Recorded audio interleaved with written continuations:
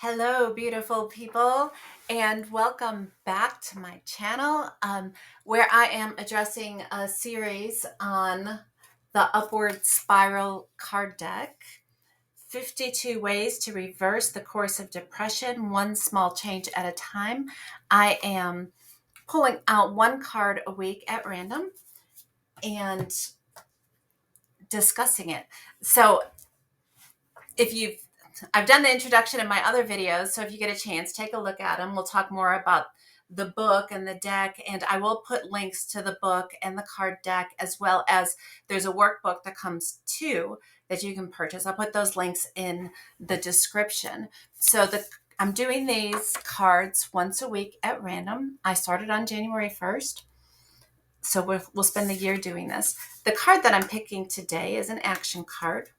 It is card number 18.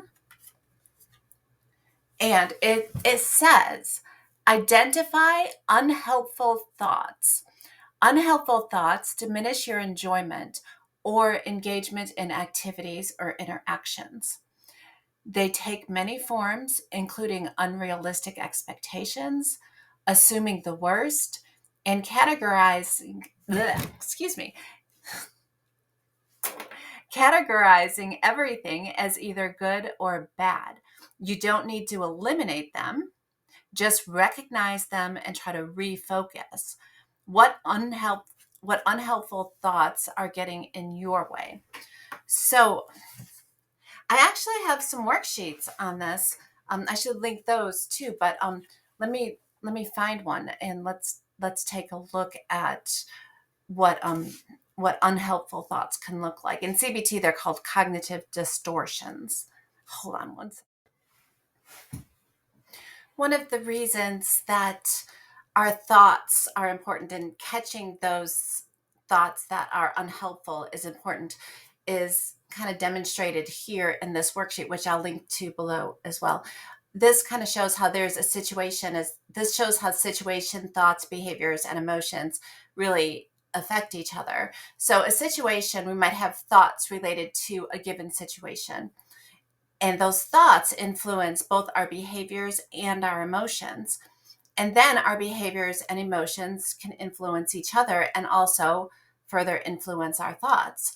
So catching thoughts that are unhealthy will also have an effect on our behaviors and our emotions. So for example, the example that they're giving here is somebody looks at you and they're angry. Let's say that you're at Walmart.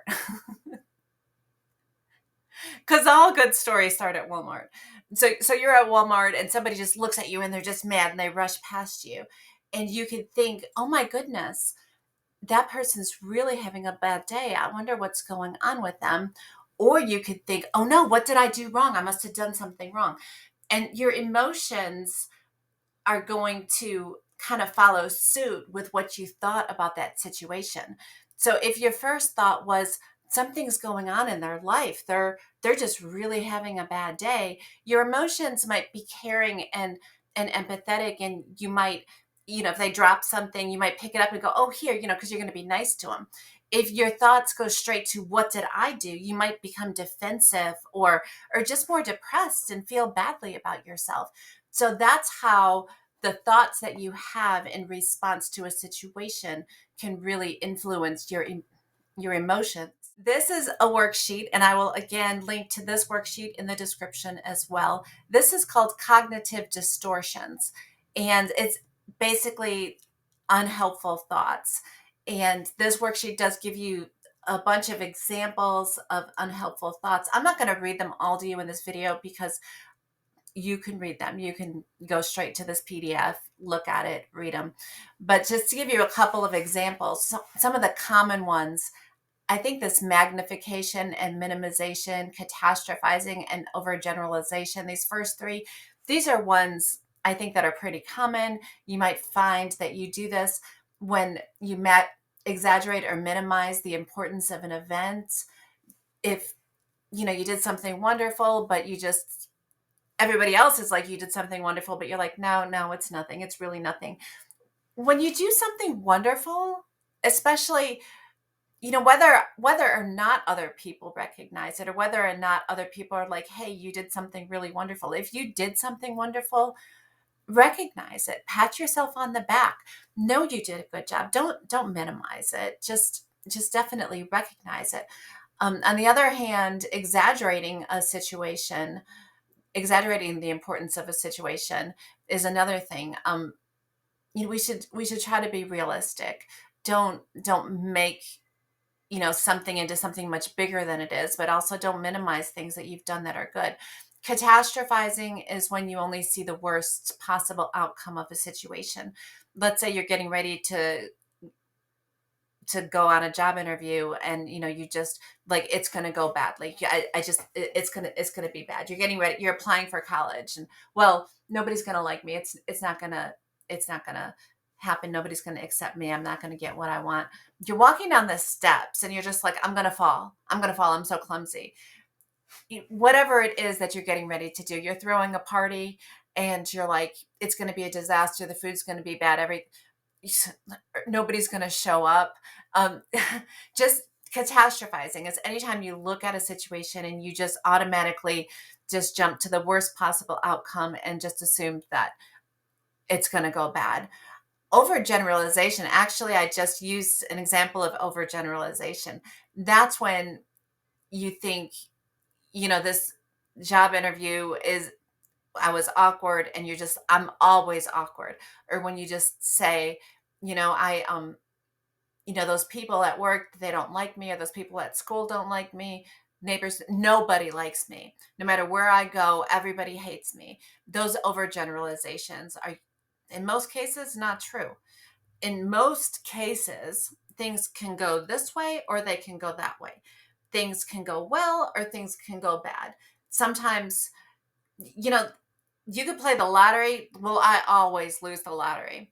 Well, in that case, I mean, you look at the odds of a situation. Chances are you're not going to win the lottery. But chances are somebody's going to win the lottery. Now, don't go spending a lot of money on lottery tickets, because let's be realistic. Let's look at the odds. Very small odds you're going to win. But the fact of the matter is that at some point, somebody's going to win. Now, when you go on job interviews, you can't say that you always screw them up, because if you've ever had a job before, then at some point somebody was like, yeah, we'll give them a shot, right? So overgeneralization, magnification, catastrophizing, and this keeps on going down. Some of them do kind of overlap, but I'll go ahead and I'll link to this in the comments too, so you can actually take a look. I think that these are all really good examples, and if you think about them, you might recognize some of these that you have. So again, the card for this week is identifying unhelpful thoughts. And again, it says that unhelpful thoughts can diminish our enjoyment or engagement in activities or interactions. Our goal this week is not to eliminate unhelpful thoughts. It is just to recognize them. Just be aware of what unhelpful thoughts are, or in the worksheet, it's called cognitive distortions. Try to be aware of them. Try to recognize when they're happening. If we learn to start to recognize them and eventually learn to challenge them and restructure them into healthier thoughts, then it can help to improve our lives overall. That is it for this week. Thank you for joining me. Please check out some of my other videos. Doing a video a week, just addressing one simple thing a week. I am Kim Floyd, soon to be Kim Cooper. My dogs are kissing each other. Thank you for joining us. Have a wonderful week. Please remember to like and click subscribe so that you'll be reminded when I do a new one of these each week. Thank you, and see you next week.